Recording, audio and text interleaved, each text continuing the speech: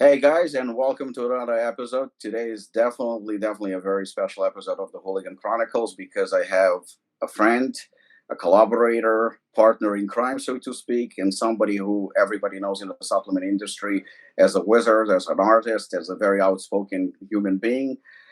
Somebody who's not shy when it comes to being controversial a little bit. So we're gonna go right to it. I'm gonna introduce my good friend Chris Waldrum, who everybody knows. Chris, welcome to the show. Man, thank you so much, Rob. It's been a long time coming. When you finally allowed me and gave me the privilege on coming on your show, I was just so amped up. For many reasons. Obviously, we've become really good friends, and I think our partnership has flourished, and everybody in the industry has seen that. And I think it's caused some waves and maybe even some envy. You know, Yeah, we've but seen that in the last few days for sure. Oh, yeah, absolutely. But, no, it's such an honor to be here. I really appreciate that. Thank you for the kind words, man. And, you're one of the people out of everybody in the industry who I could really be myself around. I don't have to be as guarded and, censor myself as much. So I appreciate that a lot. No, not here. 100%. You can be yourself, and that's what I encourage. So, same approach as we have when you're creating my labels. And I told you many times, you want to hear complaints from me. You want to hear me, criticizing or anything like that. If I asked you to help me out, if I asked you to be on board, that means, it's 100% freedom to express your visual artistic vision that you have, and and obviously paid off. And like you said, there is a lot of envy, there is a lot of no criticism, because you can't criticize greatness, that's just, but envy definitely exists. And when somebody is jealous, that means you're doing something right. I'm going to go off and start with the fact that, needless to, I don't have to introduce you as an industry expert, because I believe that you're truly one of the innovators, one of the pioneers of the modern supplement industry. I think the things that we have in common, and specifically in the supplement industry, I look up to you, even though I'm a little bit older than you, but I do look up to you for the fact that you're not afraid to do things the very unconventional way, and have kind of an attitude, I don't give a fuck what you think, I'm going to do it my way, and that's it. And it seemed like what inspired with everything that you've been doing, it did pay off, because you definitely made a name for yourself. Your company, Inspired, who you recently sold, as everybody knows, won brand of the year, and rightfully so. So you accomplished quite a bit. Before we get to the juicy part, of course, can you tell us a little bit more, for those that don't know, about your start, and how did you end up where you are today in the supplement industry? Yeah, absolutely, man. Thank you again. You're building up my ego, inflating my ego. Only the truth. I appreciate that. Yeah. So everybody, my name is Chris Waldrum. I'm the former owner of Inspired, and I got introduced to the supplement industry, like a lot of people that I know, through GNC while I was going to college. And I worked my way up to an RSM. Dropped out of college because, to be honest, I'm technically challenged when it comes to any kind of academics outside of educating myself. I just don't like the collegiate system. I think the American school system in general is a travesty and corporatized. There we So I, go. got into nutrition. It was fun, man. This was 20 years ago when androstenedione was sold over the on the table, methyl one test, Superdraw, Halodraw, and there might be people watching this that have no idea what I'm talking about. But it was really, I wouldn't say the golden era, because I think that we're progressing into something that's fantastic. But it was an era of just unguarded, unchained anabolics and some cutting edge. I mean, they used to even sell GHB over the table. I don't know if you remember that, Rob, long, long ago. And obviously, you can't get that because it's a controlled substance. But I worked at GNC for 3 years. I quit there to work for a local nutrition store that had 4 locations. They moved me up to an area manager. I worked there for 2 years, and that's when I was approached by a couple companies. Well, I was given an opportunity to interview for a couple companies, and one of them being Dymatize. And one of my really good friends got me this interview. Her name is JoJo Witherspoon. She's one of my best friends, and if you're from the industry, like, you know who she is. She's just one of the industry greats. She got me an interview, nailed the interview, and this was when I was 25 years old. And at the time, a lot of the reps were, later 30s, 40s, because being a rep was an established position, and the dynamics have changed now. A lot of companies don't even have reps. Like outside reps are almost non-existent, like they evolved out. And I think there's going to be relevancy that we could talk about later. But I was the youngest rep to be brought on as the West Coast manager for Dymatize, and got along with everybody, started to grow. The VP really liked me. They gave me a raise, a higher position. A couple months after they did that, I quit and I started Inspired, and it kind of, put a bad taste in everybody's mouth at Dymatize, because they really believed in me and they gave me a chance to grow. And that, looking back, I could see how that could be taken as disrespectful. But in my mind, if I ever have a cap on what I'm able to accomplish, I have absolutely no motivation. Like, I'm the type of person that has to have infinite potential for growth, infinite earning potential. And working for a corporation wasn't going to give that to me. And working with Dymatize showed me a lot of the ins and outs through manufacturing, through distribution, just the inner mechanisms of what goes into having a tangible product, which a lot of people don't even know. And I was fascinated by it. I thought it had a lot of good ideas. So here's, naive Chris thinking that he knows everything, jumps out, starts Inspired. Turns out it's extremely difficult to do. And a lot of people that supported me throughout my Dymatize days, I thought it was going to be a shoe. And like, I start a company, I'm going to have awesome products. They're going to support me out of the gate. And almost nobody did. So I was just sitting with that realization, it kind of taught me a lesson that no matter how much you put into people, you can't really expect anything out of them. Because when it comes to it, sometimes you get laid flat, not to sound pessimistic or anything. But then I started growing Inspired. Then we caught flames. This was 2015 when we did our first Devastate. And at that time, there really wasn't anything that was remotely close to what we're doing now, especially like what you're doing, Rob. It was, the biggest pre-workout was like 250 grams or something. And here I come out with a pre-workout that's nearly a pound of powder. And it just shocked a lot of people, positively and negatively. I remember a lot of other sales reps who I knew at the time would come to me and say like, hey, man, you're pissing a lot of companies off because you're doing you're completely transparent. So you're calling out proprietary blends. I mean, there's so many different areas that I started to identify that I saw an opportunity, and I just attacked it head on. And obviously, that put a lot of people in compromised positions, and we grew and we kept growing. Fast forward to 2019, that's when we started to diversify with like our multi, the greens, the protein, and try to get into more the, I call it like performance wellness, that really hadn't been developed in our industry. We got brand of the year, was stoked on that, went into the pandemic, survived through that. And fast forward to 2022, I was just ready to move on from something else. Inspired served its purpose to me. I didn't have the same drive as I used to. And before I let the environment compromise who I am as a father, husband, and a leader to people, I decided to remove myself from that situation. And that brought me to you, Rob. All this history brought us up to this, our initial conversation. So I think it's fascinating to see the pathways that you take in life. You never know where they're going to lead you, but as long as you're optimistic and you work your dick off, they're going to lead you in a good place. Um, it's interesting because you said you got burned out and you were not as inspired, quote unquote. But what was there something specific that kind of burned you out when it comes to Inspired, or was it just your personality that you? I mean, maybe a little bit like me.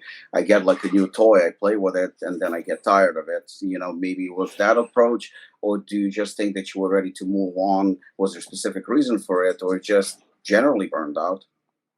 Yeah, man. I mean, all of the decisions that I made, whether, positive or negative, impacted the end result of it. And there was a lot of moves I thought were strategic that weren't strategic for the company. And that started to, like, compromise who I am and change my outlook on it.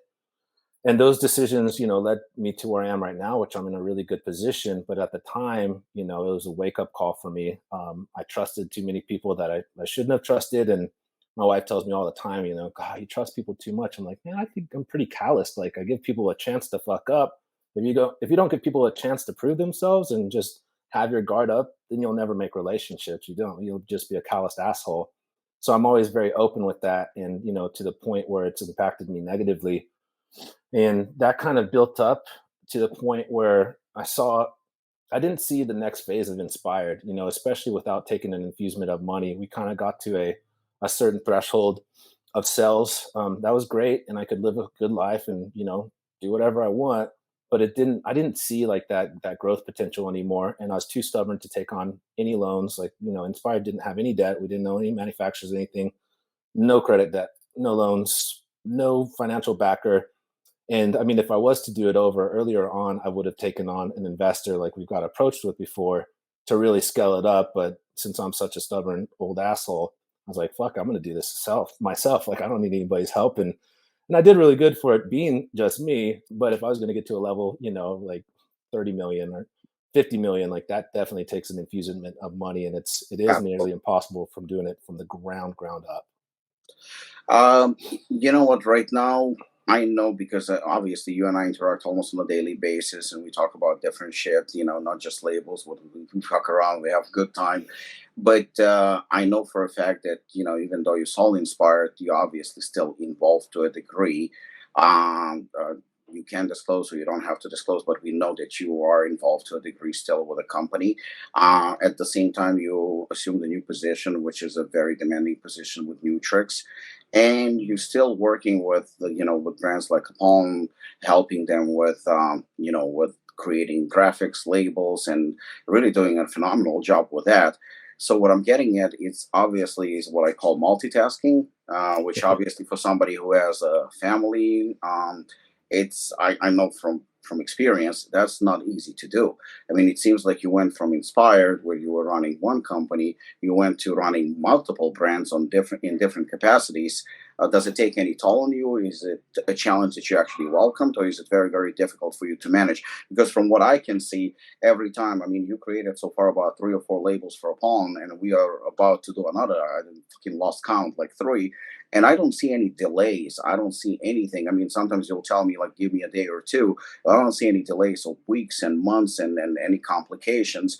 And in fact, even when you say, Rob, I apologize, you know what, it will take me another day or two or something like that, it literally takes a day or two. You're always on top of things. So I don't see any issues whatsoever, despite the fact that I see that you assume new roles, new positions, and you have to multitask. So I can only assume that, your plate is kind of full, but from what I see, you're managing pretty fine. So it seems like life after Inspired is even more challenging, and it seems like you're busier than ever. How do you manage that? And is it something that you wanted to do, or do you think you kind of bit a little bit more than you can handle at this point? Bit off more than I could chew. Yeah, Yeah, for sure. Like, looking back, I probably but should have knowing you, it's taken. probably by choice.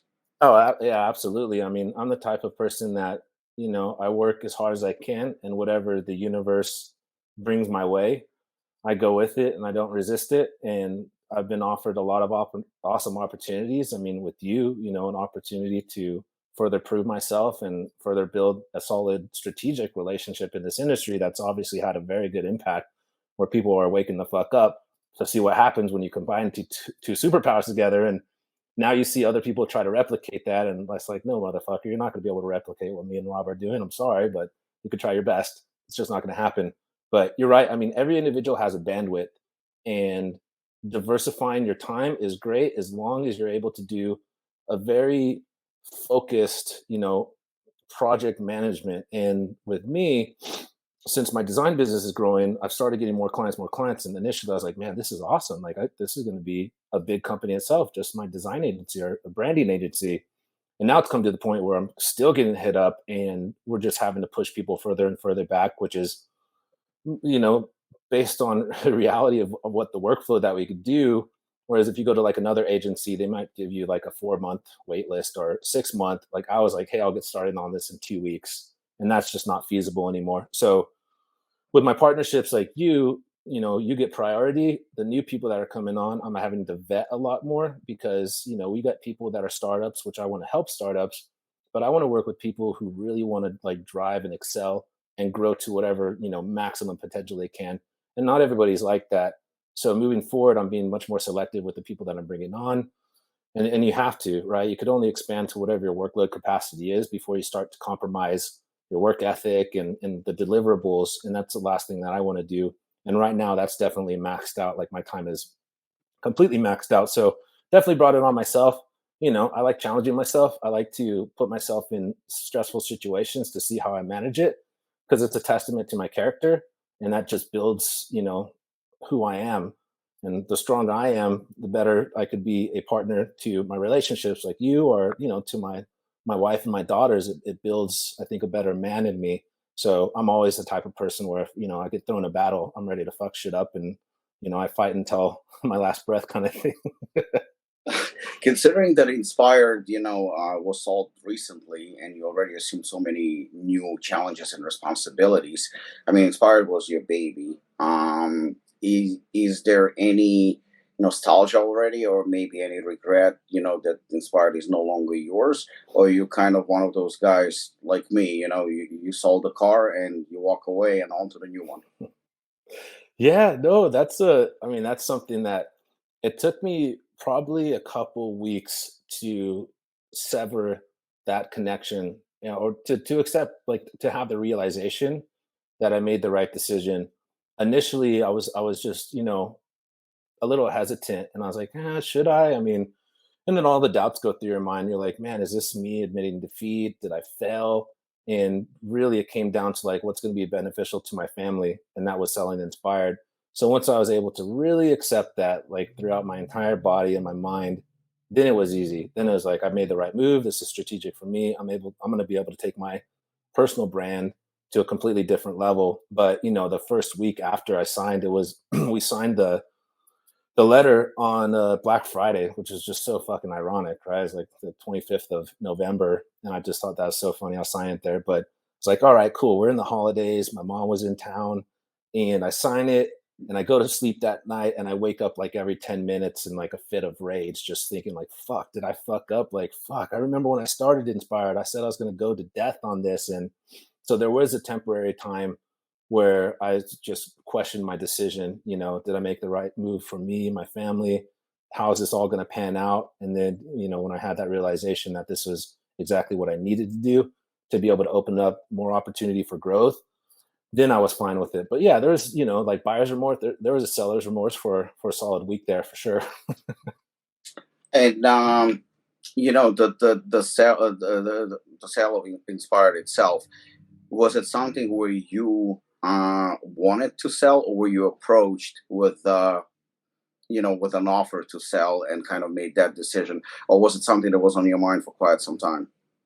It kind of had been building up, Okay. it was building up. And I was like, man, should I? Nah, I could do the minimum with Inspired and I would still make money, which isn't what I did. But like if I wanted to be a lazy piece of shit, I could have still operated it, still lived the exact same way. And I'm the type of person where it's like, I need to give up I need to get up and have that passion of going 110% every single day. Cause if I don't feel accomplished, then I just feel soulless, I feel lifeless. So it had built up for a while.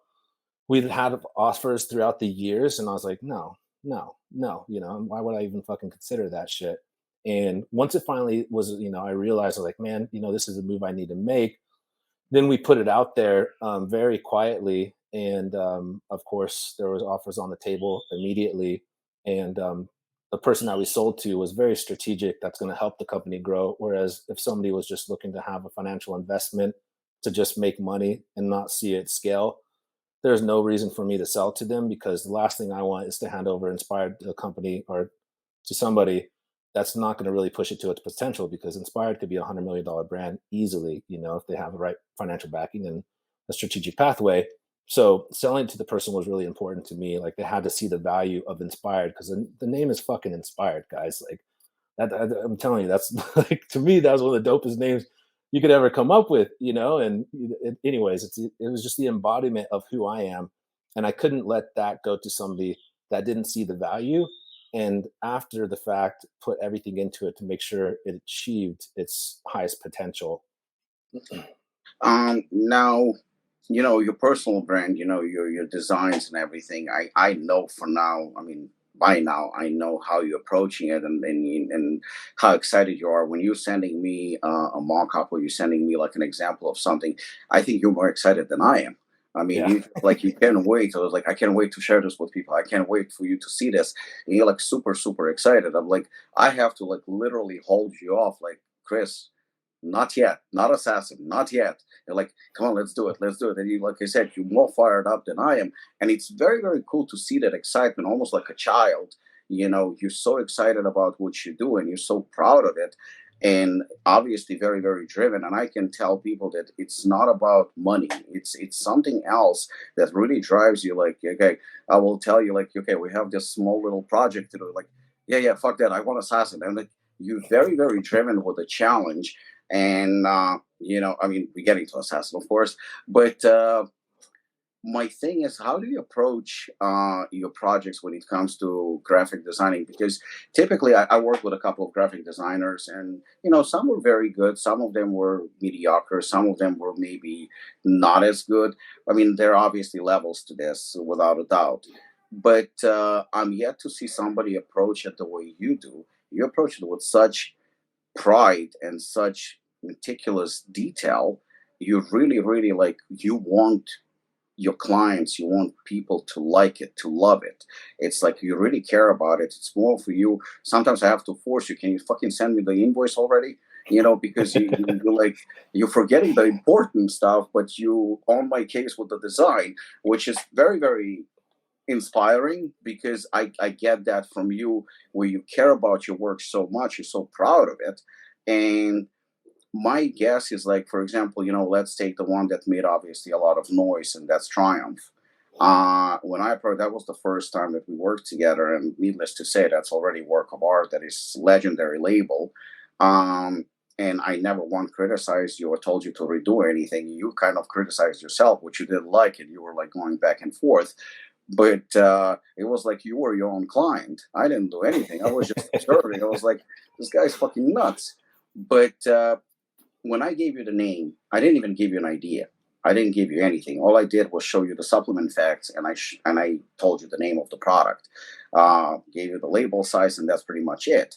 Uh, how did it even play out? Like, how did you approach that task? Because you didn't approach it as a label creation.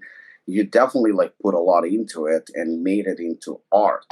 And you put so much, like, how does your creative process works, that your clients end up with such, I mean, work of art, because the labels are really, they have their own character, they have their own identity, they stand out, they're completely different from anything else. And it's easy to create anything that is different, but it's very, very hard to create something that unique, that people are talking about it.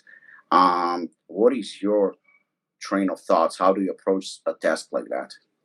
Man, so with Triumph was one of the first ones where I wanted to like illustrate the name. A lot of times a client will say like, dude, I need something that pops. I want something that looks grungy, that has a lot of textures, like tactile and depth and elements. And, sometimes the name of their product it doesn't have a great story. So I do my best to illustrate that with the design. But Triumph, I was like, Rob, how the fuck did you get Triumph? Like, that's one of the dopest names, if not the dopest names for a product I've ever heard. I was like, Jesus, this is just sick. So that's when it hit me. I was like, oh my God, how do you fucking tell the story of Triumph? Because that could be a million different things. And when I started the illustration process, I was like, okay, this is somebody that's achieved greatness in their life, that perseveres through adversity, that just faces challenges head on. So I started to just create this image in my mind. And then, getting into the art process, it really is exploration. I don't start out knowing exactly what I want to do. I don't, and a lot of designers do. They might be more methodical, but I start just laying layers and pieces together like a puzzle, and eventually everything starts to manifest, and then I could see it. Then I see exactly what it's going to look like. And I mean, I liken my process to doing label design like a sculpture. You start out with a massive slab of granite, and eventually it starts to reveal itself to be able to see what's existed inside the whole time. And I'm very obsessed with pushing myself, and I'm obsessed with being the best, to be honest with you. And there's so many other good designers out there. And it's, I think, the next level of innovation, since formulations are so advanced now, is how do you convey that with art? How could you just make a label that doesn't look cheesy or obnoxious, how could you make something that's just like, fuck, dude, I'll leave this on my counter, and even my wife is fine with it sitting up there, right? So I think going into the design process, I look at it just like that. Like, how could I put pieces of the company's story together that eventually tells this epic journey of what it took to really composite everything together. And that's what I did like with Lionheart too. I was like, man, how can we make something dope even doper? And that was a challenge too, because at first I was like, fuck, how do I redo Lionheart? How do I redo Lionheart? And then it came to me, like I started messing with the base elements, built it up, drew the lion and everything, and I was like, oh my god, dude, Rob's gonna fucking dig this, And so yeah, it's a sculpture, slowly removing layers to be able to see the existing piece that's been there the whole time. I mean, you known to be very, very outspoken, and I think that's the reason why we hit it off so well. We both don't give a fuck what people think. So my next question is going to pretty much set you up for a very possibly arrogant answer. But it's not about that. It's going to be more about truth and confidence. So, we said that there are numerous graphic designers. There's lots of graphic designers. There are a lot of people creating labels and stuff like that. Try to put yourself as neutral as you can. What's the difference between Chris Waldrum and others? Man, the biggest difference is I give pushback to my clients. A lot of the times, and I have clients like this, where they come in knowing exactly how they want the design.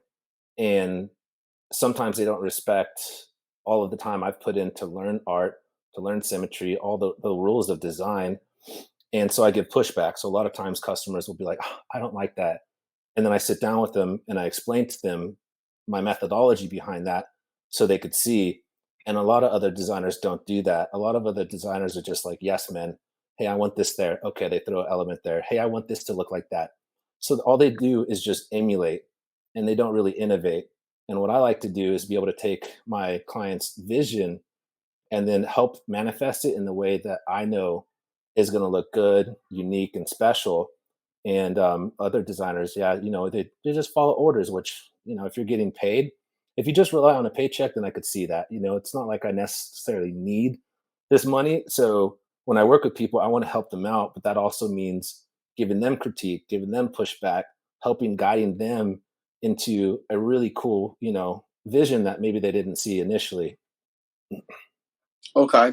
No, I think it's actually very, very accurate because from what I see, because to me, I actually was talking to somebody today when I said I'm not a very creative person, but I'm a very, very good judge. So if you present something to me, I can tell you whether it's, in my opinion, of course, whether it's good or bad. So when it comes to Triumph or Lionheart or any of those, especially, what the whole point of reaching out to you, I knew exactly who I was dealing with because Devastator of the Nation was one of my all-time favorite labels. I thought it was very, very unique. It was very creative, and it was definitely something that was standing out from the rest. And when I came to you with Triumph and stuff like that, I kept completely an open mind where I had absolutely, and you can attest to it, I had zero input in a process. Me and Carolina, we were talking about it, and we looked at some of the designs that you've made, and we were like, okay, we want to work with this guy. He's an expert in the field. What can we possibly tell him what to do? He clearly already probably researched the labels. He clearly looked at our ingredients. He clearly looked at the products.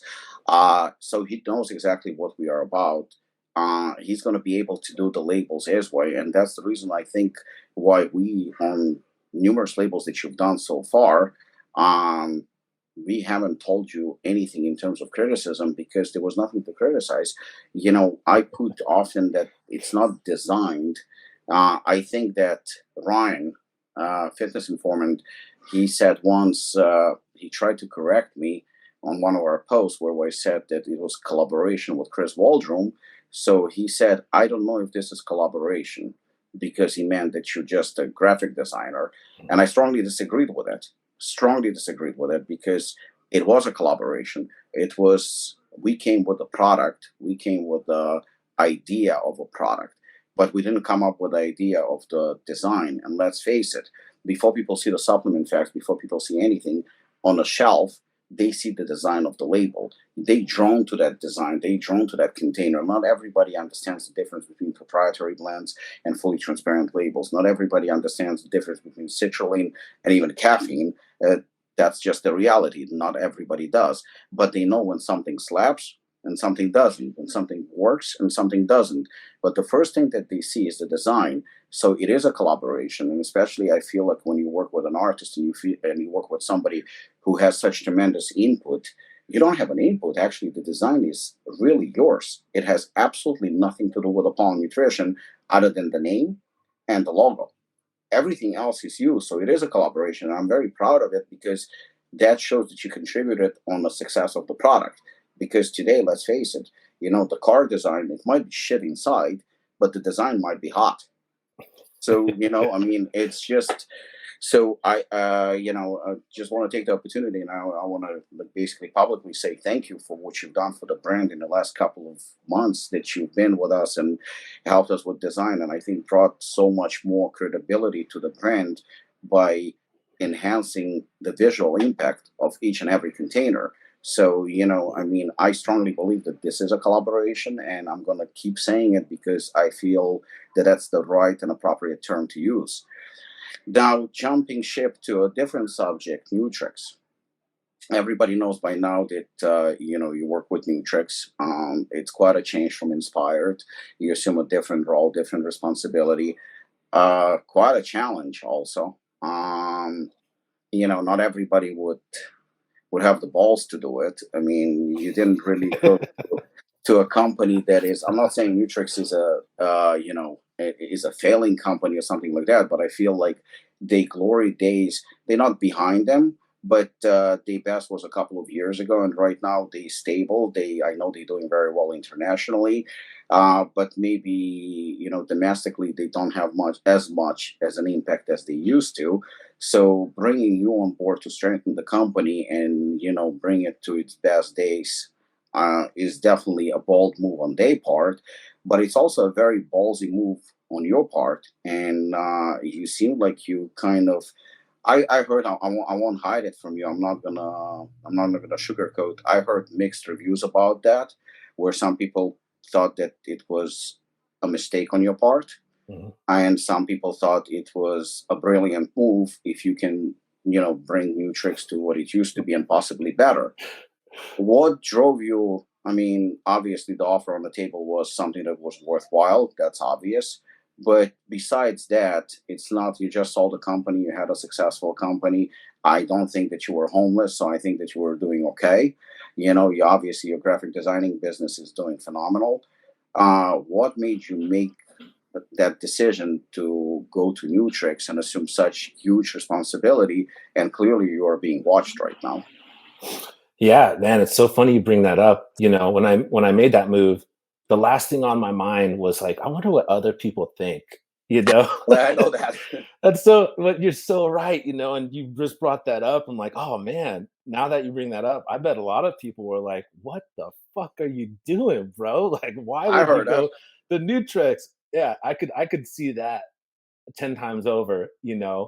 Um, Man, so, two things. The thing that brought me onto the company was the team, were the people on the company. It wasn't even like the concept of a challenge, because if I'm not challenged, then I'm not living my life and I'm just going to be a fat, lazy piece of shit. And that's just not who I am. So I need to be challenged. I have to. That's just the type of individual that I am. But it was meeting the team. We started the design process to do the rebrand, and the first design that I put through, they loved it. And this is after them spending copious amounts of money with big design agencies, and nothing stuck. Nothing stuck. So going into it, I was like, "Hey guys, I got the opportunity to work with Nutrex." Everybody's like, "Oh, dude, no, no, no, no, no, no, don't do it, don't do it." And I'm like, people tell me no, so I'm like, I'm gonna fucking do it. And I know so many people that have worked at that company, and they're like, nope, they're so difficult. Just trust me. Don't jump in and do their rebrand. I was like, fuck you guys, whatever, dude. I'll jump into it. And I actually started the rebrand process with Liz Ritchie, who's another designer, and she's just phenomenal. I think she's one of the greatest in the world. And we started the process together. We came up with different comps, and they ended up going with the one that I did. They loved it. So we started building out everything else, and then it was just me helping them out, I saw that they had like no vision, they had no leader, no like goal inside. They're like, we want to make more money, but we don't know how the fuck to get there. We don't have the audience anymore, so we need to find out how to captivate our audience again. So I gave them ideas. I helped them out with formulations and just free. I was consulting for free basically. And after about a month of really doing that, this is about a month ago. So after about a month ago, right now, the owner Jens is like, "Hey, Chris, stop giving us ideas. I need to pay you for this." And I was like, "Whoa, man, that's flattering because I'm making money doing your rebrand, and I'm charging them a good amount." And having somebody offer money for the extra that I'm doing, which I do it with all my clients. Like I love working with people and I want to see people succeed. So this is just something I do that I don't charge extra for. I just give them insight that I've learned throughout my years. And after talking to the team and just really vibing with everybody and seeing how much they appreciate me and see my value, the owner approached me as like, Chris, what do you think about coming on as the CMO? And I was like, oh fuck, dude, I don't know, man. I see what position you guys are in, and I know what it takes to get there, and it's a long journey ahead, and it's not going to be very easy. And I slept on it, talked to my wife about it, and I decided to jump into it. And all the people that are questioning why, like, it's so funny. After Nutrex brought me on, other brands reached out to me and were like, "Man, we were wanting to reach out so you could do the same thing for us." I was like, "Then fucking why didn't you ask me?" You know what I mean? Nutrex is the only one that had the balls to ask me when other companies were wondering, could we bring you on? And even you, right? Like, opportunity. So they were the first to approach me. They put it all on me, and going into it, I was like, fuck, dude, I've Nutrex has been around for 20 years. I've known 6 people that have worked with them. Hasn't turned out well for those people. So am I making the wrong decision or anything? But I see the opportunity that they have, and they're in a great position to be able to grow again. Right now, like, I've said this to their face, they're a dinosaur. So how do you being a dinosaur, like, a zombie, how do you bring a zombie back to life? And it's not easy, because how do you reconfigure everything in a way to modernize it to where the newer generation could relate to it? And they don't have any guidance. So getting into that process was a big learning curve for me, because now instead of me being the owner of a company, like now I'm in charge of like 15 people. How do I coordinate everybody in a way to maximize their potential? Not just that, like how do I route people up, get them empowered and ready to really go to battle every single day?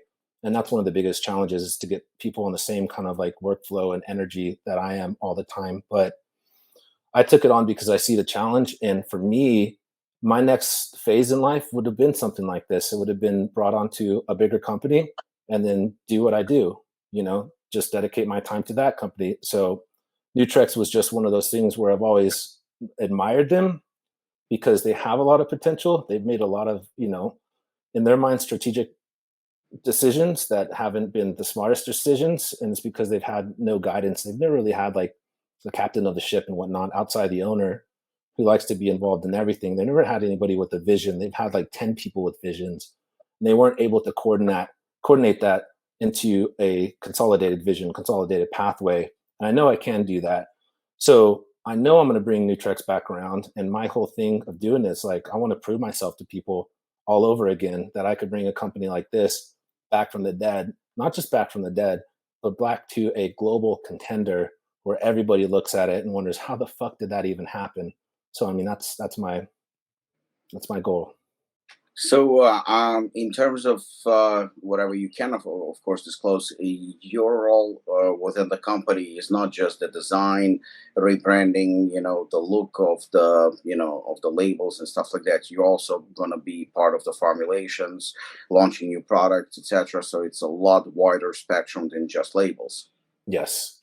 So I mean, the reality is, Rob, I'm positioned to be like in a VP spot in Nutrex, and I don't want to ruffle anybody's feathers that's watching this, but the responsibility that they're giving me is something of like what a VP would do, getting the structures, getting the mechanisms back to being fully operational, and not just that, but efficient. So it's much broader than like, hey man, this label looks dope. How do you make that label sell millions, tens of millions kind of thing? So, I mean, there are few people, numerous people, lots of people actually who manage few businesses. They have more than one business. So it seems like you in that position right now where you run Nutrex, but at the same time you run also your own business, which is what you do: creativity, graphics, digital. So you're going to be able to, you think, to juggle both at the same time and give it 100%, or do you find it extremely challenging? No, that's where, instead of taking on as many clients as I have, ideally I work with like 5 clients, Okay. Apollon being one, and I'm able to give them all my time and attention. And leaving Inspired, I was like, I don't need money because obviously I got an awesome payout and we're financially set. But I was like, let me test myself. Let me see if I could really make this a viable business. If I put myself out there, let me see if I can make some money doing design. And it happened. And then I started getting too many clients. And now we're at the point where I'm not going to be able to take on a lot of clients. I really got to take on the bigger people who are very serious, who are ready to invest some money. And the smaller clients, I'm not going to have time for. So strategically, it's going to be Nutrex and then 4 or 5 other larger clients that I stick on, for years, kind of thing. Do you see yourself potentially for your business, um, maybe hiring a few graphic designers that are going to work under your vision and under you to expand, or are you a control freak who is not going to be able to do it and you have to do everything yourself? No, man, and that's what I'm working with Lizzie right now, and Liz is just a maniac. Like, dude, she could work 12 hours a day and do so much. She's just jack of all trades, but she's like a master of all at the same time. She's able to micromanage, or not micromanage, but do multiple tasks at the same time. And not me. I'm very focused on one thing, and if I get something that distracts me, I lose my train of thought. So with her, we teamed up to be able to take on more clients, to give the clients a better experience of the process, from the brand story, the development, the psychological aspect of it, to actually having a work of art. So teaming up with her was to help offset some of our workload, because now we could strategize how to be able to get the finished product on a quicker time basis and bring on more clients. But no, we have to. I mean, my goal is to be able to get another 3 designers to our team by the end of the year, and that's difficult to do because finding good graphic designers, not just like talented artists, but people who are team players, who can communicate, who are just ready to learn. It's difficult to find those kind of people these days, without expecting an absorbent fucking fee for. Everybody expects so much for doing little these days, and it's just it's a learning lesson for me, getting back into the hiring process. But yeah, by the end of the year, we'll have a full time web developer, web UX, Facebook ads, Google ads. We'll have like a very comprehensive, all encompassing team to like if you need something outside of just design, we'll be able to do that in house for you and help with the process. Okay, that's good to know. So you're definitely growing your own business to offer more than just graphic designing and kind of expand, so you're able to take on more clients. Um, I mean, we covered the inspired new tricks, your own business, and we kind of got the idea of where you're going. But in terms of supplement industry, you've been in the industry since the age of 25, and even though you're fairly young, you still kind of considered one of the veterans by now, one of the most respected people within the industry. Obviously, your experience is pretty substantial. Working for with Diamotex, and obviously Nutrix now, and your own company running brands, labels. I mean, you've done it pretty much all formulations. My question is, in your experience, in your time within the industry, and I ask this question pretty much everybody from within the industry. Do you feel like the industry is getting better, is getting worse, or how happy you are where with the state of the industry right now, and what changes would you implement or would wish to see in the near future? Yeah. So as far as like the evolutionary phase of supplements, we're kind of at a precipice where that doesn't mean that new technologies are going to come out, new studies are going to come out. And I kind of covered this a little bit with Price Plow. I think as formulations go, I do think we're at a cap. We're at the point where, of diminishing return, where cost of goods are getting so high, the price per serving to the customer is getting so high, with like, our adversary, like a pro. I'm just kidding, Jeff. I don't hate you. I don't even know who you are. But you could only charge $200 for a fucking product. It's like, Jesus Christ, guys, give me the fucking break. Go buy a kilo of caffeine with some Kool-Aid and sugar. You're gonna have a great fucking workout. But so I think we're at the point of diminishing return when it comes to formulations. Now, I do think there's going to be innovation, and there's going to be innovation within the ingredient realm, not with singular ingredients, but ingredients like Sean Wells has put together, Hector Lopez has put together, which are going to be inside of like proprietary blends. Just help me. So I think there's going to be some really cool innovation with proprietary blends. And it's I did a video on this, and people are like, "Oh, you're batshit crazy," but as we get to like this precipice of the max evolution where we are right now, where the only other way to evolve is by putting more shit in your product and making it more expensive, people are going to figure out better ways to configure ingredients together that actually have synergy, that play off of each other, that aren't redundant or cancel each other out. And I see formulas becoming more consolidated, really getting down to just specific categories that are going to help out for whatever the supplement's made to do. So in the pre-workout realm, that might be reduced to like 6 ingredients, at maximum dosages. We're going to be down the cost of goods for the consumer, because at the end of the day, like, what are we doing? We're trying to not just, a lot of times we're boosting up our ego, but we're trying to create a better environment for the customer experience. And I see that's going to happen in the future. And this might be with bigger companies because they could afford the studies, but by doing specific ratios of these ingredients inside of a proprietary blend, and then getting a university to do a study on it, and then that will be the promotional aspect. It won't necessarily be these trademarked ingredients, because we don't even know if these trademarked ingredients counteract with each other, or if we could fully absorb them. Like, we don't. We try and we formulate a lot of things, but we really don't know. So I see like a consolidation down into a proprietary blend that is backed by a study. And now we're not talking about singular ingredients. We're talking about the actual efficacy of this product itself. This product could boost XYZ by 30%, that kind of thing. So evolutionary phase of trademarked ingredients, I think, Rob, you're the top dog and you did it better than everybody. Where does it go from there? It's not going to go up, because you can't go up. Absolutely, and I totally agree with you, because the thing is that I was probably among the first ones where I would be like putting together these like long lists of various ingredients, maxed out and stuff like that. And I'm not saying it's bad, because otherwise I'm going to be criticizing myself, which I don't mind, of course.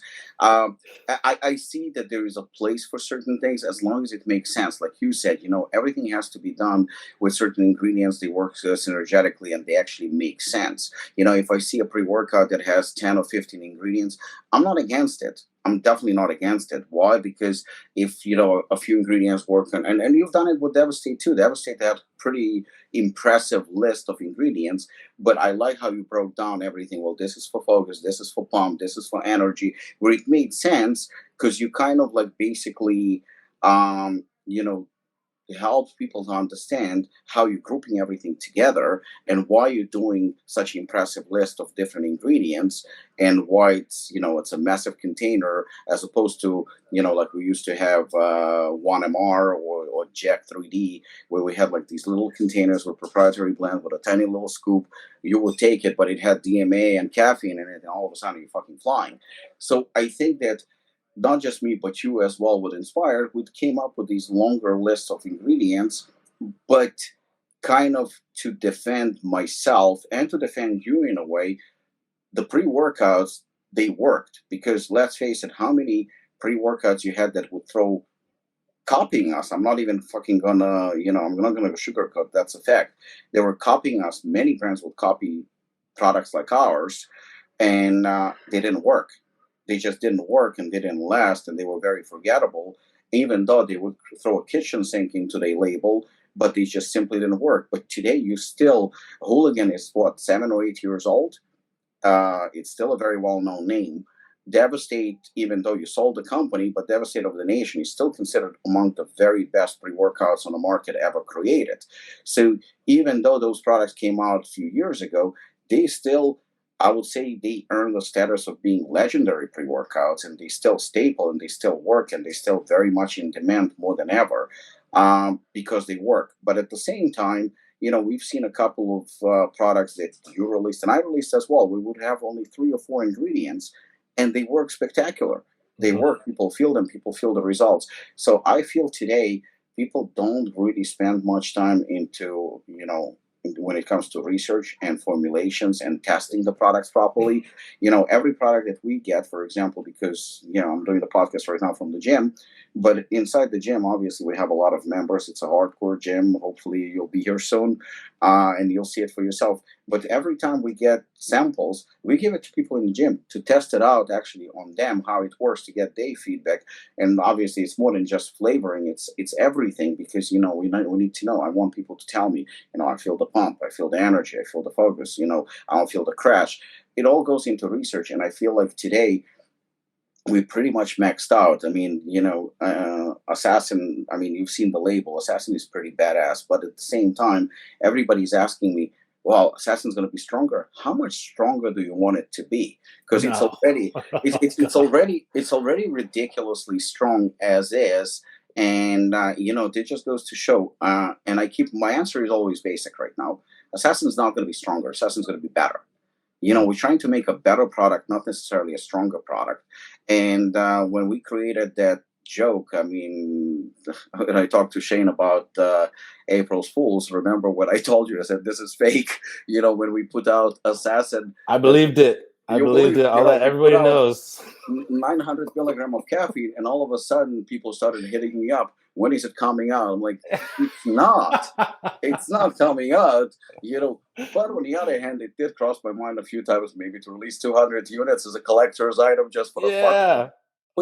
But you know what? Like you said, the innovation doesn't come from, I put 300 milligram of caffeine. Okay, let me put 600. I'm going to put 1,000 milligram of caffeine. There is no limit. You can, of course, put out a product with 1,000 milligram of caffeine. There is nothing illegal about it. It's not against the law that, and probably nothing bad's going to happen to you. It's a little extreme. You can do it, but the question is why? It always comes down to, so in terms of innovation, I agree with you.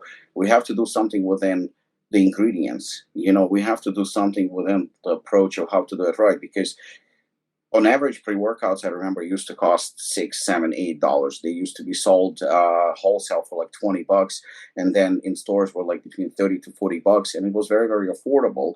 With today's economy and the very unique government that we have these days, people cannot afford to pay 60, 70. They're willing to. Some people are willing to do it. But the thing is how far do we go? Because very, very soon we're going to be selling pre-workouts for $100, not because we're greedy, because we're not going to have a choice. Because pre-workouts are going to cost us so much money, and then how much shit can you put in it before it goes just way, way too far? And Robert Chinatsky also said a couple of times that it's becoming a bit of a dick measurement competition, where people are trying to do, okay, he did this much, let me up the dose and get even more.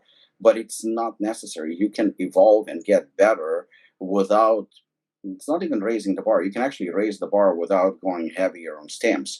I mean, and it's coming from me, who is fucking crazy when it comes to it. And I know that we raise the bar higher than anyone else, but at the same time, well, do I think that there is demand for 600 milligram of caffeine? Absolutely. And there are people who can handle it no problem. They 100% fine. I mean, I saw Branch Warren using 2 scoops of Hooligan. That's 1,200 milligram of caffeine. And he was like, it hits me just right. And I believe that. I believe that. But would we even put a post, don't do it, because it's not necessary. You don't have to go that far. So I do believe that you're right when you're saying that evolution comes not from more is better. Evolution comes from evolving and getting better in general. And it's, again, it's not a dick measurement competition, because there is always somebody with a bigger dick. That doesn't mean much. At the same time, you have to perform and you have to show what you're capable of, more than just the size. So I think that you're definitely correct when you're saying that evolution comes not from more is better.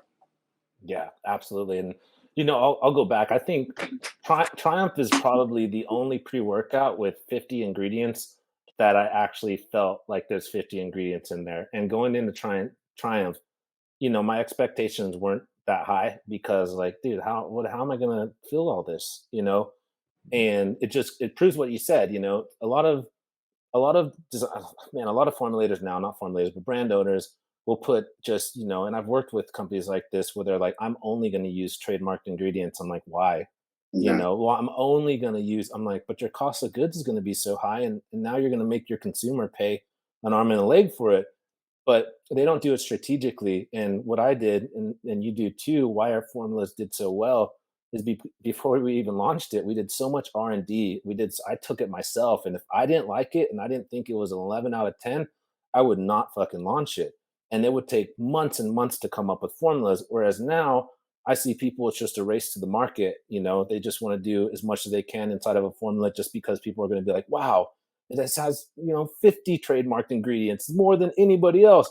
But there's no methodology behind it. It's just purely to have a little logo, which doesn't really mean shit, except you're paying more for that ingredient unless it's been validated by a study. It's just a fucking ego contest to have an expensive that doesn't mean shit, right? But putting actual like R&D into it, to making sure that your customer base is enjoying it, that it works well for them, is more important than just putting everything in your fucking container. And so you have the two sides, man. The methodology strategic side, and you have the ego side, which you see a lot of the younger kids. Really, I don't see too many people that are knowledgeable veterans. You see some of these young companies that come up with these formulas, and I'm like, dude, you guys are dipshits. The fuck you trying to do? Yeah, and like you said, does Charm work? Absolutely, it works great. It's a cool project, but at the same time, I never looked at Triumph, as something that would be permanent. Number one, it's not cost effective for the company. I mean, Mhm. it's just ridiculously expensive. It costs more than average pre-workout retail price. That's how expensive it is to manufacture it. It's not cost effective for the consumer. Not everybody's going to get Triumph on a monthly basis. So to release, 1,000 units or 2,000 units as a little kind of like a fun project, by all means, yes. Yeah, and I do get asked, like, is Triumph going to be permanent? Because I love it. No, Triumph's not going to be permanent. There is no need for it to be permanent because we have other great products that deserve just as much respect and attention, and they're not going to cost you as much. So there is no point of that. Um, Switching gears, bodybuilding. I've seen pictures of you, and I was very, very, very, very impressed. Very impressed with what you achieved. I mean, your conditioning was absolutely ridiculous. Was it just for fun, or can we expect Chris Waldrum on stage again? You clearly are training. You're big. Obviously, you, you like the lifestyle. But is it something that you want and done, or you think that I mean, you're obviously still very young, or is it something that, passion is still there and you want to do it again? I mean, I do understand with your workload and your commitments and stuff like that, eating 5, 6, 7 meals a day, training once, twice a day, and doing everything that is required in order to compete is not easy. But do you think you're done, or can we still hope to see you on stage again? Man, initially it was just to test myself because, being the owner of a company, we've had so many athletes and I've seen so many personal friends of mine go through prep. They always talk about, how difficult the last 3 weeks or the last 2 weeks and the prep brain and all of the rigors that you go through. And it was really just me like, fuck it. Let me see if I can go through this. Like, let's see how I could look if I go 200% into this. Like, I'm going to take it fucking serious. If I'm told to do this by my coach, like, I'm going to do that. I got to do this. And I did. I followed it to a T and I pushed myself beyond limits that I thought were possible, which is a really good learning experience to And it show that. showed. It showed. Thank you, man. I appreciate that. I do appreciate that. It was just me to prove to myself. I'm always seeking to prove myself to myself. Like every day, on Like, all this shit. Like, I have this internal conversation where I'm like, Chris, like you mentioned earlier, did you bite off more you could chew? And then, I'm like, fuck no, you could do this. And not even like I know I could do it, but you have a little doubt in yourself, and then I do it, and I'm like, I could fucking do this, and that was doing a show for me. I think I always, in the back of my mind, keep the possibility of doing a show because as like you train, if I don't have something to work towards, then I'm not going to go all out in the gym. And you probably feel this way with like fighting too. Like if you didn't ever have a prospect of fighting, ever prospect of a competition, you might not push yourself as hard. So mentally, I want to keep myself ready as much as possible. And this goes to like everything in my life. You know what I mean? Like I want to be considering like I'm going to go to battle at any fucking moment and I better be prepared for that. So I go hard in the gym, I eat good, keep myself as healthy as possible. And if I do another show, it'll be, after life slows down a little bit because it doesn't put stresses just on like me, it puts stresses on my wife, on my kids, my business partner, relationships, because it's really, and you got to attest to this, like it's being selfish. You have to be very selfish to be able to Sure. go all in on you, and the impact that it has on other people, I acknowledge and I respect it. So I'll do it again if it ever comes a time in my life where I can be selfish and I could just, focus on me for a couple months. Okay. We just about are into the show, and I know a lot of people are going to be like, "Okay, where are the juicy questions?" So, we covered all the business and fun part. So let's get to it. I mean, we both agreed that this is going to be no holds barred. So, you're very, very much known, and I get comments sometimes because people know about our relationship where I would get like a text message or something. Oh, Chris said this, Chris said that, and things. And I'm a firm believer that a person should express his opinion freely. I was born in former Soviet Union, so I know what lack of freedom of speech is. I know what dictatorship is all about. I mean, then I lived in Israel, whereas it's a very democratic country, and then I lived in South Africa just before and after the apartheid. So I've seen quite a bit, living in on three, I guess, different continents and then four different countries. But you're clearly a very, very, very proud American, which I honestly respect because one of the reasons why I came to this country myself in '97 was because it was known, and I would like to believe still known as a land of opportunity. Freedom of speech, and you can be whoever you want to be, and you can achieve greatness if you work hard. All those popular quotes, where people actually stand, for the anthem and for the flag, and people are very patriotic in general. They love their country. They're willing to die for their country, and you can freely express yourself. I'm 48 years old. I lived here for about 25, 26 years or something. Yeah, 26. So majority of my life I actually spent in the United States. I'm an American citizen as well. I'm a proud American citizen. But the changes that I see myself, and like I said, you and I both can probably get some criticism for what we both probably will say. But you know, the country is not quite the same what it used to be. It doesn't have the same values. It doesn't have the same principles, at least not by some people. The country is extremely, extremely, extremely divided. You have two political parties that almost seem like not political parties, but like different countries, different continents. But you took a very, very strong stand. You're in public eye because you're a very, very well known, and I would assume, of course, respected person within an industry. So obviously, a lot of people know you. Just like the country itself, the industry, I'm pretty sure, is somewhat divided. I don't know if it's divided 50-50, but it is divided. So you opening your mouth can hurt you. It can hurt your business. It can hurt your family because your livelihood depends on supporting your family as well. So all of it is a chain reaction. So I'm going to be very, very blunt, and I'm going to say, why don't you shut the fuck up, mind your own business, and why do you have a need to express yourself when nobody's asking you, but you still do it with such pride and such authority, which I actually admire a lot. Even if I disagreed with you, which I actually do agree with you pretty much on everything you say, but regardless, why don't you shut up and don't make yourself enemies in within the industry that feeds you. Yeah, don't make yourself a target. Yeah, Yeah, I mean, man, this, I don't know, it's just intrinsically woven throughout me. Like as a young kid, I just never learned to shut up because if I knew something was right inside, I would stand up and speak out. And I've done this for people who have not had a voice, people who are scared, and I've just always took it upon myself, and like the saying goes, paraphrasing, but evil prevails when good men stay silent. And I'm not a fucking silent person. I want humanity to thrive. I want the good in the world to thrive. And not saying that everything that my philosophies, some people might disagree and say they're not good, but I have a pretty logical mindset, and everything I believe in is for a reason. And I educate myself on all different spectrums, and I look at everything as a whole.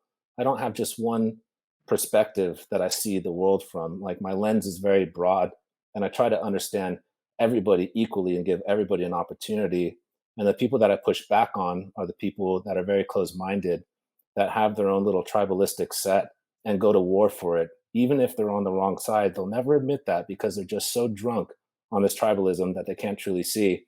So being a proud American, absolutely. I'm first generation. My dad came over here illegally from Mexico, got his green card, got his citizenship pretty recent. He was here illegally for a long time working.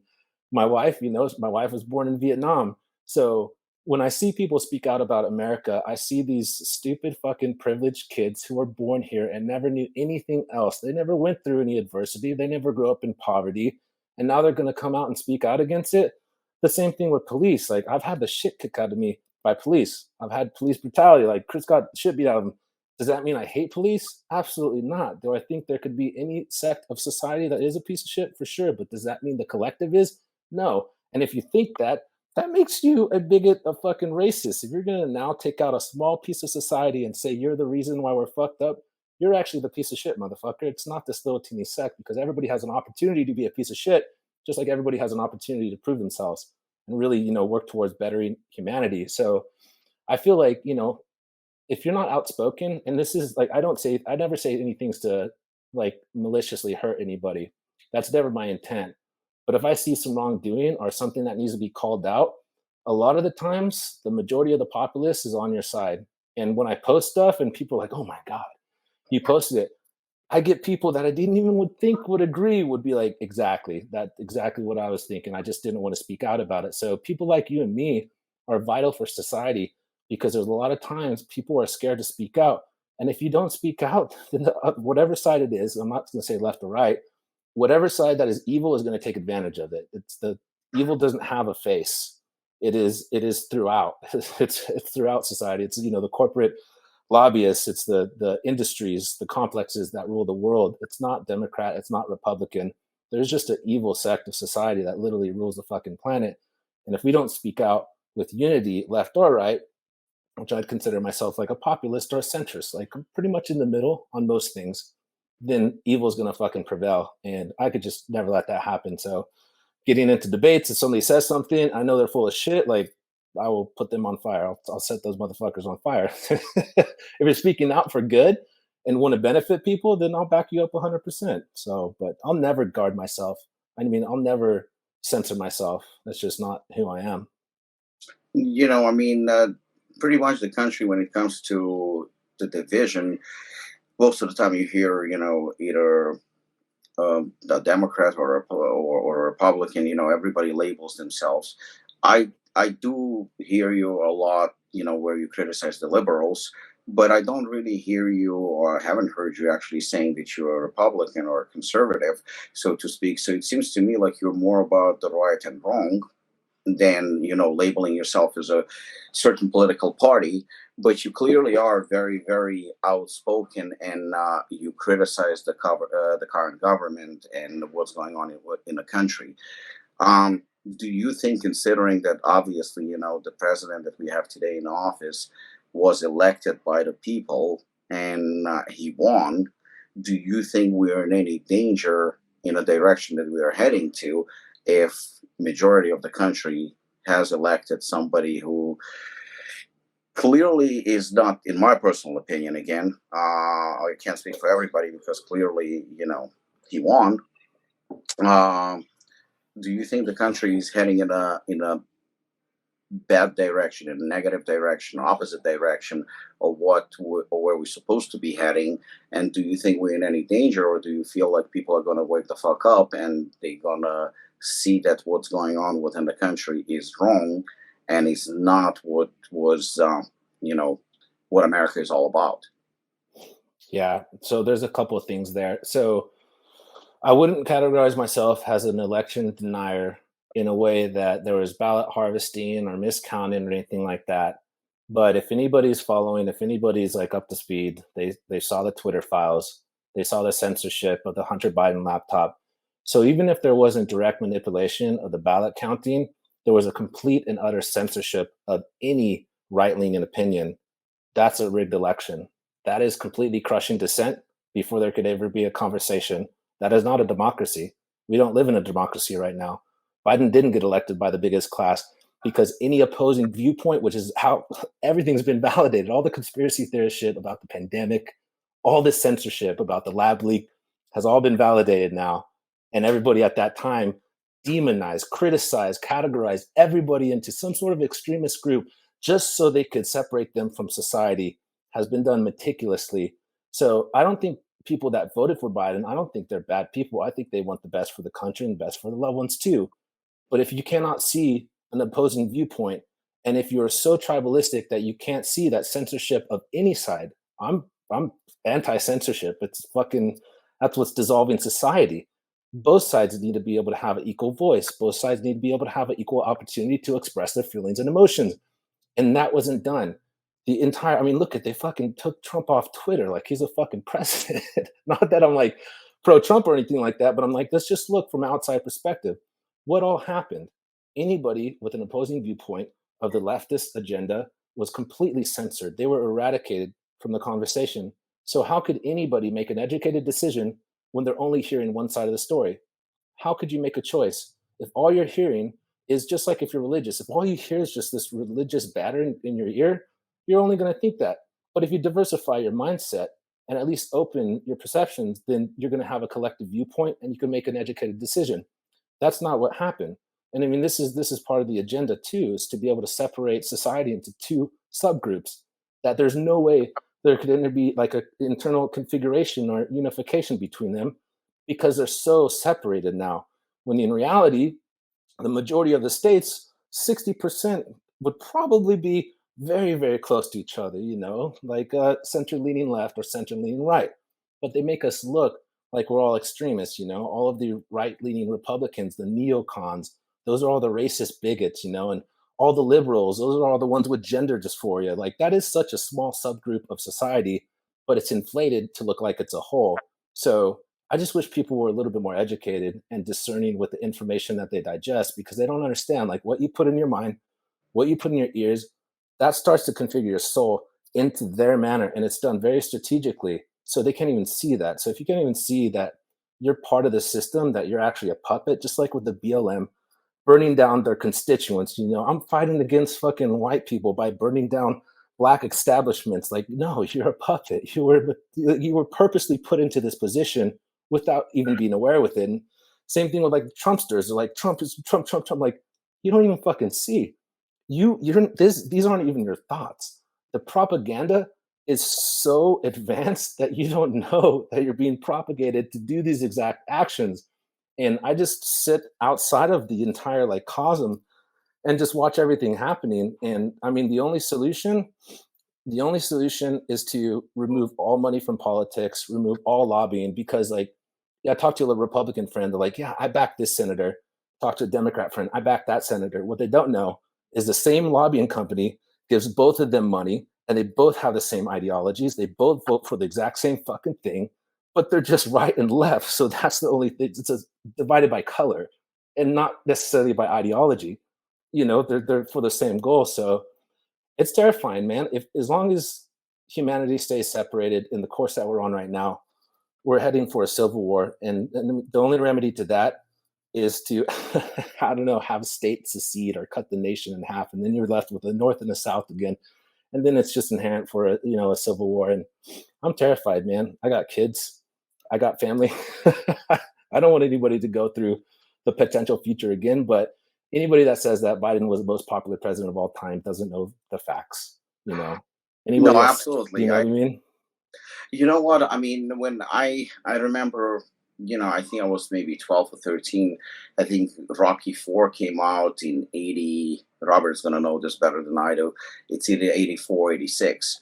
But I remember when Rocky 4 came out, obviously it was illegal in Soviet Union, and I left Soviet Union in 2000. 2000. 1988 actually. So I remember when Rocky came out, it was basically, even there is a song, East versus West. The Eastern ideology was, obviously communist country. There was no freedom of speech. There was obviously everything was squashed, nothing was allowed. Just before the show, I told you there was no serial killers, there was no sex, there was nothing. Russia was like Soviet Union was just a country with no crime or anything like that. Clearly, it was not true, but you were not allowed to say anything otherwise. The West was a complete opposite because the West, we're talking about the Reagan era. It was this democratic country where you could express yourself freely. You can tell the president to go fuck himself. I mean, you could do whatever you wanted, and it was 100% fine. Freedom of speech was encouraged, and you could really make a life for yourself by working hard and accomplishing anything in life, saying whatever you want. So East and West were the complete opposites. Fast forward to 2023. Right now, we're in a situation like, for example, in Russia, the war in Ukraine is called special military operation. I was there last year, exactly this time. It's not a special military operation. It's an invasion. It's a war. It's murdering innocent civilians. I mean, it's a full scale war that is going on. In Russia, you're not allowed to say that. If you call a war, you will go to jail. I mean, it's no joke. You're not allowed to say it. All the channels, all the TV channels that were, reporting news, real news, are no longer allowed. It's only, government State-run media. state-run media right now, just like China.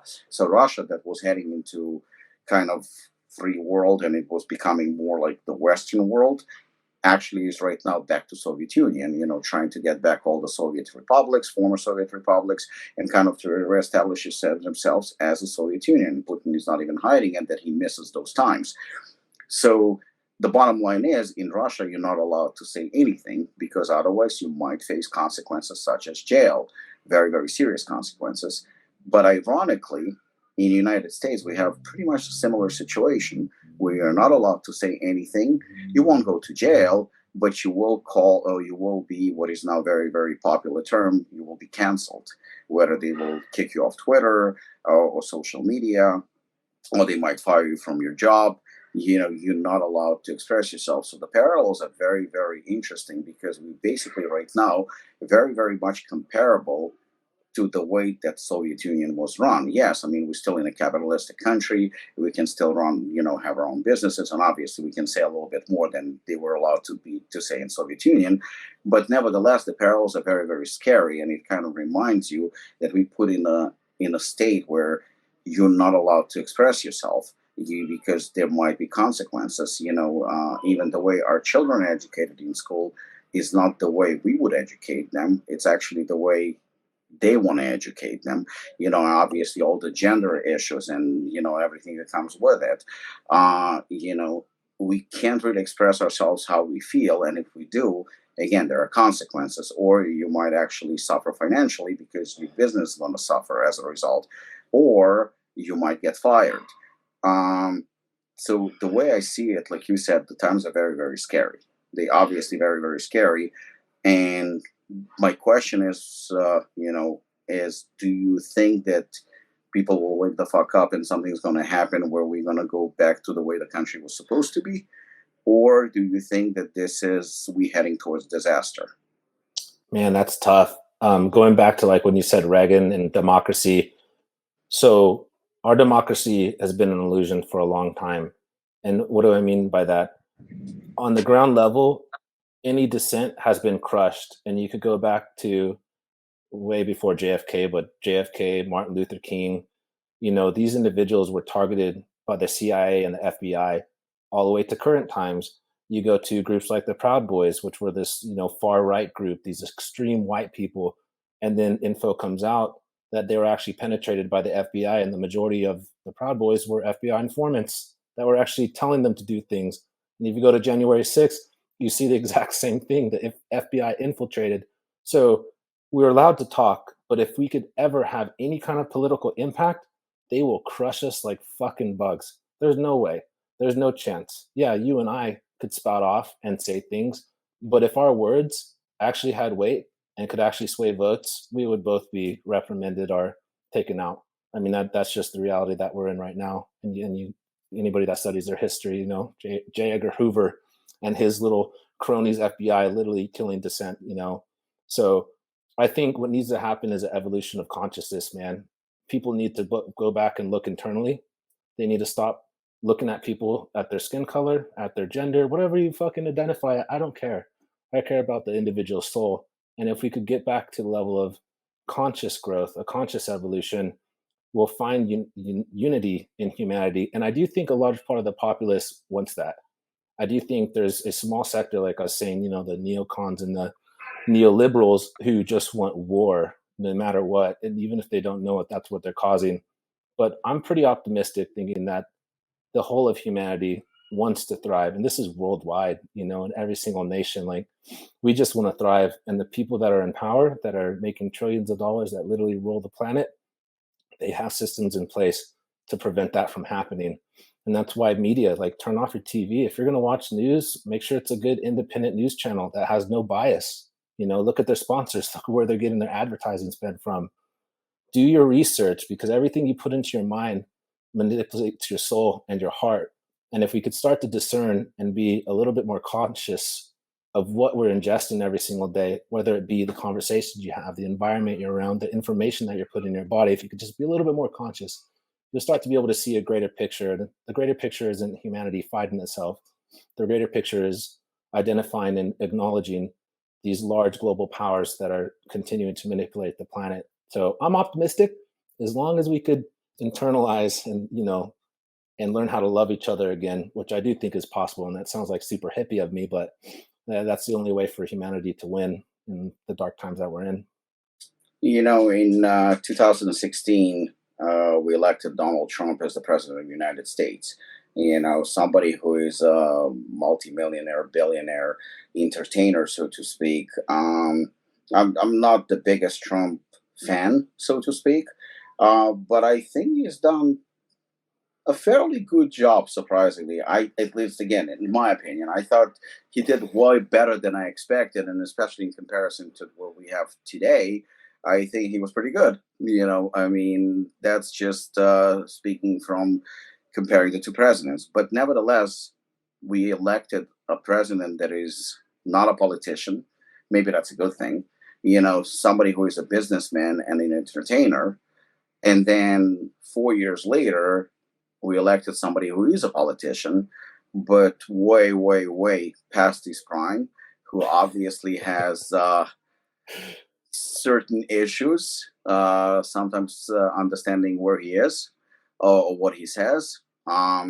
Which you know, I traveled recent year. I traveled to a few countries, and let's just say a lot of people are laughing at the, you know, who we have in Oval Office today. So we went from an entertainer to to an older gentleman who is not really doing a very good job running a country. So in, say, 8 years span, two presidents in this great nation, and this is the best that we could come up with, the absolute best, you know, or at least, you know, that's who we put in office. Um, will we go back to the greatness of JFK, Ronald Reagan, who also, by the way, was an actor, so to speak? I mean, he wasn't really a Hmm. politician. So I guess my example kind of is out the window now. But at the same time, you know, besides the background, you know, what will it take to go to the days of glory, to the days of greatness? I mean, Reagan is responsible for the collapse of the Soviet Union and the Berlin Wall. You know, it almost seems like we need some sort of a collapse in the wall here in this country, the wall that divides the nation. Will we have a president like that? Will the nation wake up and perhaps smell the roses and understand, okay, something has to be done before we ruin the world's greatest country? Yeah, I mean, the only way we could do that is by closing our eyes and opening up our minds. And what I mean by that, you know, like I was saying, you can't watch state-run media. All media is state-run media unless they're independent. And like I said, you have to look at where they get their money from, where their, you know, their sponsors are coming from. If we don't tune that out, then that configures who we are. It's going to determine who we are, and then we do exactly their bidding without even knowing it. You know, you watch like Rachel Maddow. I would watch Rachel Maddow, and I would get angry at people. I'm like, how could this person incite such anger in me? And then I'd watch like Hannity. I'm like, how could he incite so much anger in me? Because this is exactly what they're there for. And if we turned off media, or at least if we remove the CIA's involvement in media, and the CIA started getting into the media, and you guys could look this up, it's called Operation Paperclip. But the CIA saw that the best way to propagate the populace was to get through the media. And once they started integrating into that, everything changed. And everything that we were shown was for a specific intent to achieve their goal. And if that doesn't change, then, other than just turning off your TVs, nothing will ever change. If nobody saw Trump, and if Trump shut his fucking mouth, he would probably be one of the most popular presidents of all time. He would be, you know.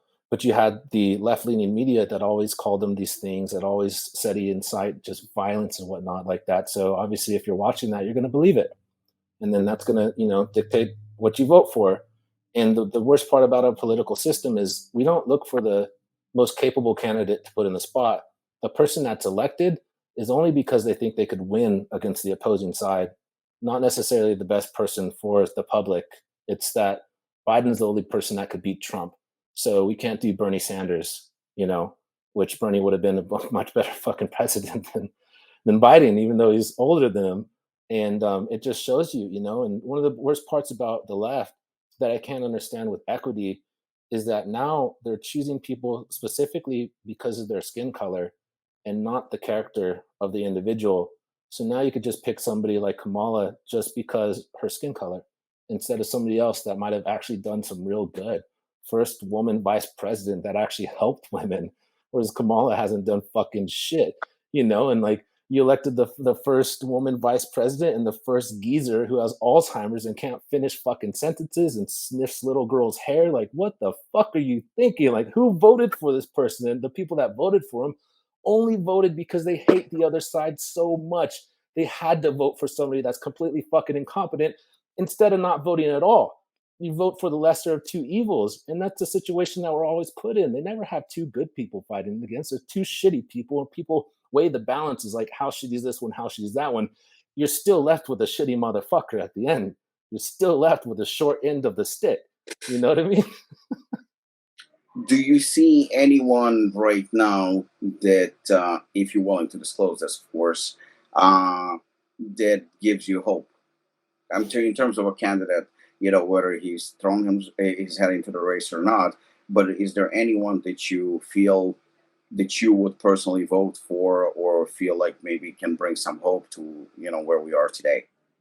Man, I think, not to say I'm pessimistic, but my hope went out the window when Ron Paul didn't get elected. And for a lot of people, if you don't know who Ron Paul is, I mean, anyways, one of the best things that he was about, because he was like a true centrist, a libertarian, which libertarian then just got convoluted into being something racist, which it wasn't. It was very much about equality. And anyways, he wanted to like audit the Federal Reserve.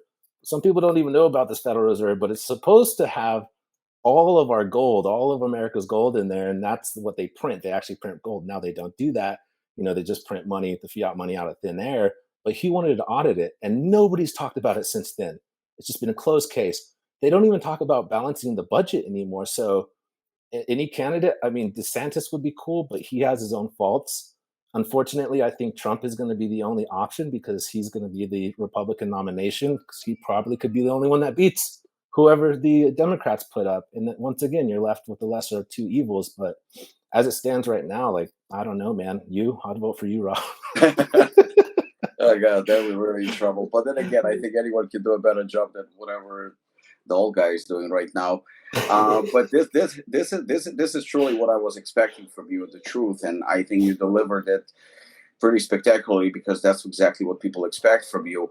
So, um, considering your following, considering that people do pay attention to what you're saying, because clearly, like I said, I've been getting a lot of text messages just because people know that I'm associated with you, and I can't say that people are criticizing, but they saying like, I can't believe that Chris is saying this, Chris saying that. The only thing that somebody said to me recently was like, why is Chris talking about politics so much?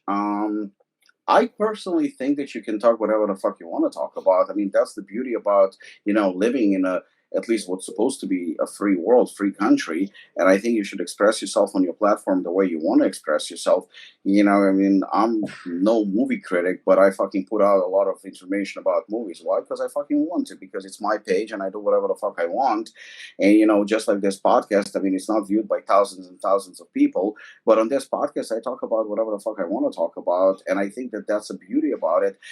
People like me, who is an immigrant, or somebody like you, who is a first generation, and you obviously, know what your parents been through, and the whole green card and and immigration and stuff like that. And the whole point about coming to this country is because we don't want to live the life that we or our parents or grandparents experienced. I mean, my grandparents survived World War II and Auschwitz. So, I mean, just hearing those stories and seeing where they came from is devastating. And when I go to a place like Ukraine is extremely corrupted. People are thinking like, oh my God, he's, because he's from Ukraine, he's supporting Ukraine and stuff like that. I said, I don't support Ukraine necessarily, although it's my country. I'm proud to be born in that country. But I do recognize the corruption. I do recognize what was going on there, and I don't condone that. I don't support that whatsoever. My point was, and the same thing I said, I'm not anti-Russia and I'm not anti-Russians. I'm anti-war and I'm anti when it comes to killing of innocent people and children dying and seeing the devastation and stuff like that. And a lot of people are saying like, well, Americans are helping Ukraine and stuff like that. I said, I don't understand that because, I mean, Russia is definitely a threat. They're a threat to the world, and somebody like Putin is not going to stop at any cost.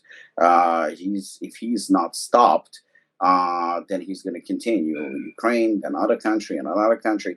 It's a dictator. It's a typical Hitler moves, and it's very, very dangerous for the safety of the world. But when it comes to United States and throwing billions around the world to different countries, I'm all about helping people, 100%. If you're capable of helping people, you should be helping people. But when you're on an airplane, right? There is always that safety procedure, and they always tell you put your own mask on before you put it on your child or anyone else. You always have to make sure that you're okay first, that you're taken care of. Because if you're not taking care of yourself, you are unable to take care of your children and your loved ones. So before you meddle into other countries' businesses and throwing around money, how about helping your own country? And how about helping your own citizens? God knows there is poverty in the United States. There are homeless people in the United States. There are uneducated people in the United States. The country needs help from within a country, but yet we're going to different countries. I'm not talking about Ukraine right now. I'm talking about other parts of the world where Americans are throwing not millions, but we're talking billions of dollars while neglecting the veterans, while neglecting people from within the country. And that is wrong. Help your own nation, because your nation is in trouble right now. Your nation is in serious trouble. Before you go out and help others, again, helping others is a beautiful thing. We should be able to help our neighbors, our loved ones, our friends, our allies. It's all about that. Just like United States went and helped during World War II, they helped the Russians and they helped Eastern Europe and Europeans in general fight the evil. Because let's face it, if Hitler would prevail in Europe, the next logical step, he would be here.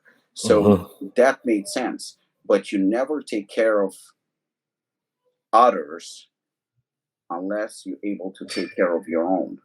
And I think that that's a mistake right now that we're going through, is that America is trying to get into everybody's business while creating a mess within a country and not cleaning the mess here. And the mess here is pretty severe. It's very, very severe mess. The inflation, the unemployment, the crime is through the roof. Police and veterans are being disrespected left and right. Freedom of speech is absolutely gone. We're neglecting our own children. We're putting garbage into their heads. We also forgetting to properly educating them, and we're forgetting about teaching them the real history. And we also not, look at kids today. kids today, you can the way they talk to adults, there's zero respect. A kid can come and say to you, "Go fuck yourself." You know, back back in the day, I would not even look at my mom in a weird way because I would get smacked the living shit out of me. I knew Yep. about respect. But today, like, oh, you can't touch children. Well, I'm not advocating to hit your child. Absolutely not. I'm against it. But the respect has to be taught. Consequence. And consequences of the actions have to be present. But what we are doing, we're spoiling them. We're giving them not freedom. They say, oh, you have to give your children freedom of choice. It's not about freedom of choice. It's still a parent and a child. Respect, education, raising them the proper way, and teaching them values. And all those things are, pick your own gender, pick your own this, pick your own that. Oh, if you feel like telling your parents to go fuck themselves, by all means do so. No, we draw the line somewhere, and that line has to be drawn, because if it's not, there are serious, serious consequences, and it's going to come and bite us in the ass at the end. So that's 100%. Yep. say, I respect you tremendously.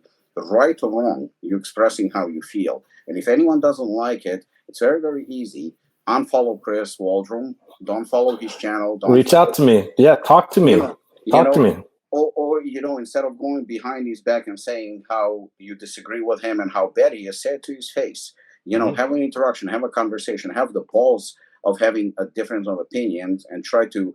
It's the same thing as business negotiation, and see if you can come to terms. If not, stick to your own opinion, but make sure to respect other people's opinion as well.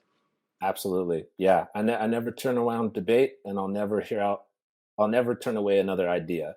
Even if I don't agree with it, there always has to be an open dialogue. No open dialogue is no progress. Absolutely. So, yeah, and people do reach out. Luckily I have some very educated liberal friends. And if I say something that's incorrect, they correct me, and I thank them for that, because I don't know everything and I make mistakes. So if I spout out something that's fucking dumb, tell me, and I'll take a look at it. Chris, I think we covered a lot, and I definitely want to thank you, first of all, for being so outspoken, for being a great friend, for helping me, for helping my brand, and for being who you are, and especially for the impact that you've made on the industry, which I think is absolutely tremendous. I obviously, you made a choice in life. It's a ballsy choice, to go to Nutrex and try to resurrect, well, not really resurrect, because the company is not dead, but to bring it to the old days of glory, and try, and perhaps even higher than that. And I definitely wish you luck with that. But I want to finish the podcast with you saying whatever is on your mind, and the closing thoughts and stuff like that. But I want it to come from you, so it can be on any subject or anything you feel like saying, or how people can contact you, or if you want to be contacted, or or if you want to get something off your chest. This is your time. The stage is yours. Geez, that's so broad. Well, go for it. Man, no, I like to thank this time. I'd like to dedicate this time to thanking, people like you, and the relationships that we have, because, I wouldn't be in such a fortunate position like I am without the people that believed in me. And, you were really the first person after Inspired that I treated like my own company. And it's only because you gave me the opportunity. And I've thanked you, a million times, and I'll forever thank you. But that really built something inside of me, a confidence that I didn't really have until we started engaging. And that's allowed me to further expand and be able to provide for my family. And at the end of the day, the only thing I think about every single day is providing a better life for them, because I didn't, my mom did her best, but we grew up in severe poverty. So people like you, people in the industry, people outside the industry, the support system that I've had.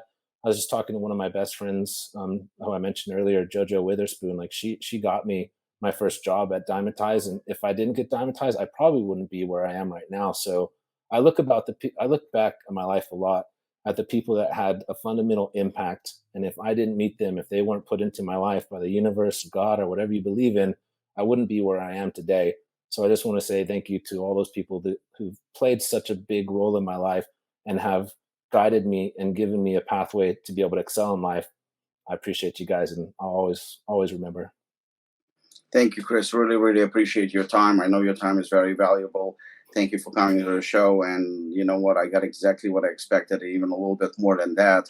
And, all I can say is stay yourself and be yourself. And I think that the world is a better place with people that can truly express themselves the way you do, and not, you know, not be afraid to say what's on their mind, because I think at the end of the day, that's what leaders are made of.